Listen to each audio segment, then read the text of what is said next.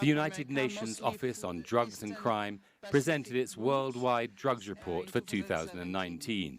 It revealed that Colombia produces 70% of the cocaine distributed around the world. We should take this UN report as a criticism to the lack of commitment by the government to the implementation of the peace agreement. More clearly, Section 4 of the agreement establishes a national integrated plan for the substitution of illicit crops, which is based fundamentally on building a series of infrastructure and social projects together with the communities.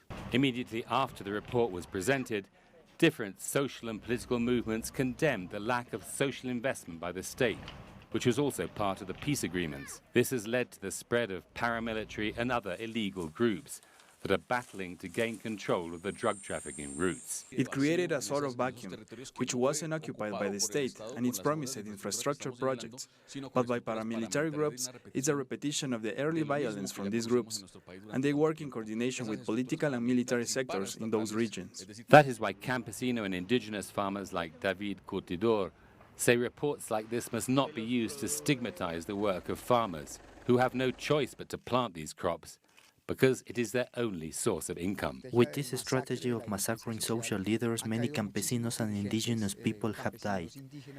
They were working to eradicate drug trafficking in their territories, to eradicate coke and marijuana crops, but the state has only allowed violence to enter those areas. Campesinos are being murdered and displaced by the violence on their land as illegal capital takes control of legal markets.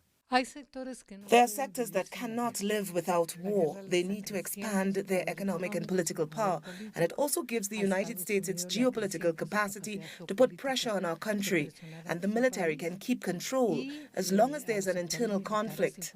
The figures from the United Nations are certainly alarming, but social movements, indigenous communities and campesinos are telling President Ivan Duque that instead of spraying with glyphosate and sending in the military to eradicate crops by force, he should respect the peace agreements, which include a solution to the problem of illicit drugs.